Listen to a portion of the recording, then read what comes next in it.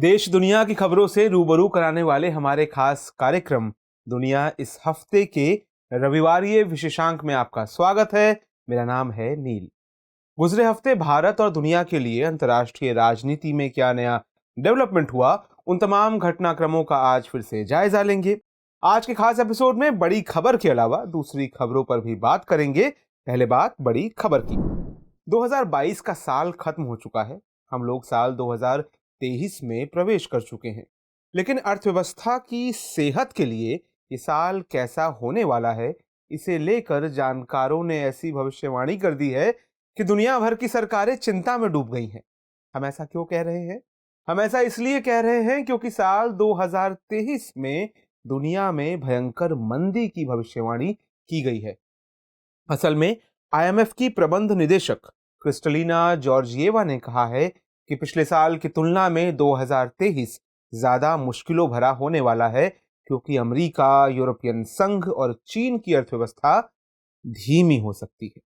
IMF ने कहा है कि इस साल ग्लोबल इकोनॉमी का 1/3 हिस्सा मंदी की चपेट में आ सकता है। बीते साल अक्टूबर में आईएमएफ ने 2023 के लिए ग्लोबल इकोनॉमी का ग्रोथ आउटलुक पेश किया था। इसमें 2022 में चीन की विकास दर 3.2% रहने का अनुमान जताया गया था। हालांकि 2023 में चीन की विकास दर 4.4% तक बढ़ने की बात कही गई थी, लेकिन इसके बाद से वैश्विक गतिविधियों में लगातार कमजोरी देखने को मिल रही है।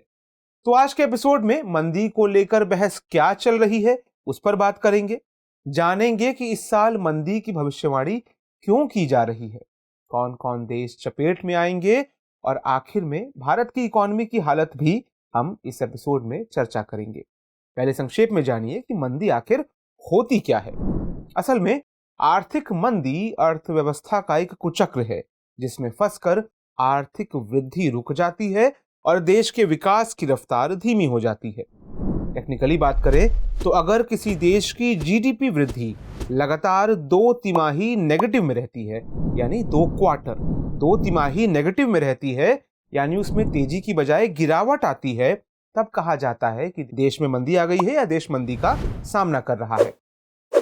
जब मंदी की स्थिति पैदा हो जाती है, तब उद्योग धंधे चौपट हो जाते हैं और बेरोजगारी में बेतहाशा वृद्धि होने लगती है। ऐसे में लोगों की आमदनी रुक जाती है, उनकी क्रय शक्ति कम हो जाती है और कुल मिलाकर देश की क्रय शक्ति, परचेजिंग पावर गिर जाती है। अगर मंदी लंबे समय तक चले तो कारोबार और बैंक फेल होने लगते हैं। हालांकि इस चक्र को तोड़ने के लिए सरकार घाटे की अर्थव्यवस्था अपनाती है और बाजार में ज्यादा पैसा छोड़कर अर्थव्यवस्था को सुधारने की कोशिश करती है, ताकि लोगों की क्रय क्षमता बढ़ाई जा सके। अब सवाल है कि साल के शुरू होते ही मंदी की भविष्यवाणी क्यों की जाने लगी है। अगर हम थोड़ा पीछे जाएं तो दुनिया भर के हालात कुछ ठीक नहीं रहे हैं। 2019 के अंत में दुनिया भर में कोविड महामारी फैलने लगी। इस दौरान लॉकडाउन और पाबंदी जैसे हालात दुनिया भर में बने। उद्योग धंधे बंद हुए, रोजगार खत्म हुए और इकोनॉमी का पहिया रुक गया। फिर साल 2022 के शुरू में ही रूस यूक्रेन जंग की शुरुआत हो गई। हालांकि दुनिया इससे आगे निकल तो गई है, लेकिन कई ऐसे देश हैं जहां महंगाई अभी भी आसमान छू रही है। जरूरत की चीजें महंगी हो रही हैं। बढ़ती महंगाई के चलते दुनिया के कई देश बुरी तरह प्रभावित हो रहे हैं। रिपोर्ट के मुताबिक बीते एक दशक में पड़ोसी देश पाकिस्तान में बेहिसाब महंगाई देखने को मिली है। बीते साल पाकिस्तान को भयंकर बाढ़ का भी सामना करना पड़ा था। इससे भी वहां के लोगों का गुजर बसर दूभर हुआ। दक्षिण पूर्व एशियाई फिलीपींस की बात करें तो वहां भी महंगाई अपने रिकॉर्ड स्तर पर पहुंच गई है। बढ़ रही आबादी का पेट भरने में वहां की सरकार नाकाम हो रही है। जानकार बताते हैं कि कोविड के कारण अर्थव्यवस्था तो पहले ही कमजोर स्थिति में जा चुकी थी। ऐसे में यूक्रेन संकट ने आग में घी डालने का काम किया। संकट के चलते सिर्फ पाकिस्तान या फिलीपींस में ही नहीं, बल्कि दुनिया भर में महंगाई बेकाबू हुई। दूसरी वजह है कर्जों पर ऊंची ब्याज दरें। दरअसल बढ़ती महंगाई पर काबू पाने के लिए दुनिया भर के केंद्रीय बैंकों ने ब्याज दरें बढ़ा दी हैं। ऊंची ब्याज दरों के चलते आम लोगों और कारोबार दोनों को मुश्किलों का सामना करना पड़ रहा है। जब कोई बैंक ऊंची ब्याज दरों पर कर्ज देता है तो कर्ज महंगा हो जाता है। ऐसी हालत में जब किसी व्यक्ति को उद्योग में निवेश करना होता है तो महंगे कर्ज के चलते वो कम निवेश करता है, यानी उद्योग का विस्तार कम होता है। आर्थिक विकास की संभावना ना दिखने की वजह से निवेशक अर्थव्यवस्था से पैसे निकाल सकते हैं। ऐसी हालत में गरीब देशों के पास आयात के लिए कैश की कमी हो सकती है। CEBR यानी centre for economics and business research का भी यही मानना है कि बीते साल हुई ब्याज बढ़ोतरी के असर से 2023 में दुनिया पर मंदी का असर पड़ सकता है। ऊंची ब्याज दरों की वजह से कई अर्थव्यवस्थाओं के सिकुड़ने की भविष्यवाणी की गई है। CEBR के मुताबिक 2022 में ग्लोबल इकोनॉमी $100 ट्रिलियन के आंकड़े को पार कर गई थी, लेकिन 2023 में इसमें गिरावट की आशंका है। ऐसे में समझना होगा कि जब कमजोर देशों की इकोनॉमी की ऐसी हालत हो जाती है तो उनकी मुद्रा का मूल्य मजबूत अर्थव्यवस्था की मुद्रा के मुकाबले घट जाता है। जाहिर है गरीब देशों की मुश्किलें इससे बढ़ जाएंगी। हाल ही में हमारा पड़ोसी देश श्रीलंका बेतहाशा कर्ज के कारण दिवालिया हो गया। अब पाकिस्तान के बारे में भी ऐसी ही अटकलें लगाई जा रही हैं। ये वे देश हैं जो महंगे कर्ज के चलते ज्यादा ब्याज देने पर मजबूर है। पिछले कई दशकों से एशिया प्रशांत क्षेत्र के गरीब देश चीन पर निर्भर रहे हैं। ये देश अपनी इकोनॉमी को संभालने के लिए चीन की ओर देखते हैं। चीन मजबूरी का फायदा उठाकर ऊंची ब्याज दरों पर इन्हें कर्ज मुहैया कराता है। बाद में इन देशों के लिए कर्ज चुकाना मुश्किल हो जाता है। मंदी की भविष्यवाणी की एक और वजह है कि चीन में फिर से कोरोना संक्रमण के बढ़ने की खबर आ रही है। कहा जा रहा है कि इससे भी ग्लोबल इकोनॉमी दबाव में है। बीबीसी की एक रिपोर्ट के मुताबिक दिसंबर में चीन का आधिकारिक परचेजिंग मैनेजर इंडेक्स जारी हुआ, जिसके मुताबिक देश में मैन्युफैक्चरिंग गतिविधियां लगातार तीसरे महीने कम हुई हैं। दावा किया जा रहा है कि यह पिछले 3 साल में सबसे तेज रफ्तार वाली गिरावट है। माना जा रहा है कि कोरोना संक्रमण की वजह से देश में फैक्ट्री उत्पादन पर असर पड़ा है।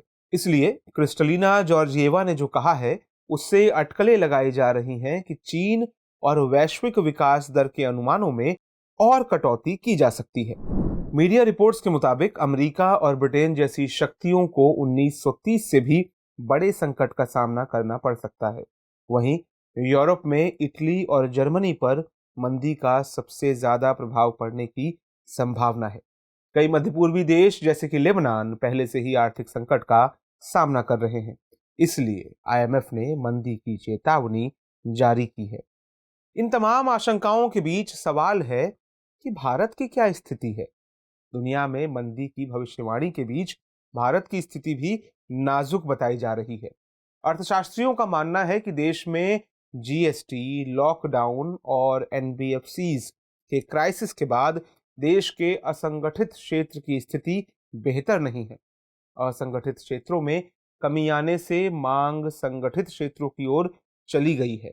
इससे हुआ यह है कि लोगों की आमदनी कम हुई तो डिमांड भी कम हो गई। विदेशों में डिमांड कम होने से भारत का निर्यात भी कम हुआ है, जिससे बैलेंस ऑफ पेमेंट बिगड़ा है। नतीजतन भारत को चालू खाता घाटा का सामना करना पड़ रहा है।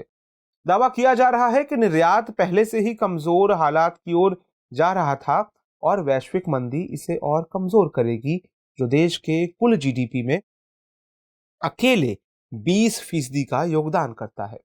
जानकारों का मानना है कि इस समय भारत अपनी आमदनी से अधिक खर्च कर रहा है।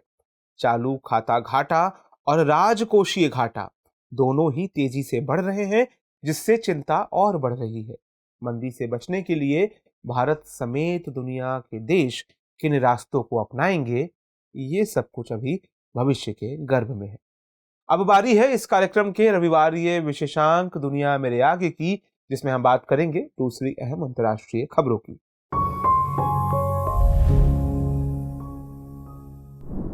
पहली खबर में इन दिनों बुर्किना फासो राजनीतिक अस्थिरता से जूझ रहा है। वहां प्रदर्शनकारी फ्रांसीसी दूतावास समेत सांस्कृतिक केंद्र और सैन्य अड्डों को निशाना बना रहे हैं। प्रदर्शनकारियों की मांग है कि फ्रांस बुर्किना फासो को छोड़कर चला जाए। इसके बाद वहां की सरकार ने फ्रांस सरकार से कहा है कि वो अपने राजदूत को वापस बुला ले। इसके साथ ही बुर्किना की सरकार ने फ्रांस पर आरोप लगाया है कि वो अपदस्थ सैन्य नेता पॉल हेनरी सांडोगा दामिबा को जवाबी हमले की योजना बनाने में मदद कर रहा है। दरअसल बुर्किना फासो में पिछले साल सितंबर में तख्तापलट हुआ था।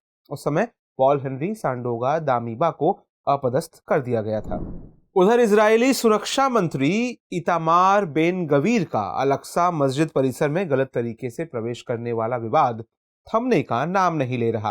ये मामला मजहबी से आगे बढ़कर अब अंतर्राष्ट्रीय विवाद का रुख अख्तियार कर चुका है। इसके लिए संयुक्त अरब अमीरात और चीन ने संयुक्त राष्ट्र सुरक्षा परिषद की आपात बैठक बुलाई है। चूंकि अल-अक्सा मस्जिद परिसर को मुस्लिमों का एक पवित्र स्थल माना जाता है, इसलिए मिस्र, जॉर्डन, सऊदी अरब, तुर्की और संयुक्त अरब अमीरात जैसे दुनिया भर के मुस्लिम देशों में बिन गवीर के इस कदम की कड़ी निंदा हुई है। अल-अक्सा मस्जिद परिसर को मुसलमान अल हरम अल शरीफ कहते हैं और उनके लिए ये पवित्र स्थलों में से एक है, जबकि यहूदियों के लिए ये टेम्पल माउंट के रूप में जाना जाता है। इस परिसर का प्रशासन जॉर्डन वित्त पोषित वक्फ के पास है, जबकि सुरक्षा व्यवस्था का जिम्मा इजराइल के पास है। जैसे जैसे चीन से कोविड-19 की डरावनी खबरें आ रही हैं, वैसे वैसे दुनिया भी इस पर अपनी प्रतिक्रिया दे रही है। दुनिया के तमाम देशों ने इसे लेकर अपने यहाँ गाइडलाइंस जारी कर दी हैं। लेकिन इन गाइडलाइंस में जो एक कॉमन बात है वो ये कि इन सारे देशों ने चीन से आने वाले लोगों के लिए कोविड की टेस्टिंग अनिवार्य कर दी है, इसमें चाहे भारत हो या फिर अमेरिका हो। इसके साथ ही कुछ देशों ने चीन से आने वाले यात्रियों पर प्रतिबंध भी लगा दिया है। प्रतिबंध लगाने वालों में ब्रिटेन, अमेरिका, न्यूजीलैंड, ऑस्ट्रेलिया और यूरोपीय देश शामिल हैं। दरअसल हाल ही में चीन ने अपनी जीरो कोविड पॉलिसी में छूट दी है। इसकी वजह से वहां से यात्रियों की आवाजाही में बढ़ोतरी हुई है। ये वही पॉलिसी है जिसके खिलाफ कुछ दिन पहले चीन की जनता सड़कों पर थी। अब नोट कर लेते हैं आज का सवाल। सवाल है, आर्थिक मंदी क्या है? वैश्विक मुद्रा कोष द्वारा मंदी की चेतावनी जारी करने के क्या कारण हैं? वर्णन कीजिए। हमारा ये कार्यक्रम आपको कैसा लगता है और इसे लेकर आपके क्या सुझाव हैं? नीचे कमेंट करके जरूर बताएं। हमें आपकी प्रतिक्रिया का इंतजार रहेगा। नमस्कार।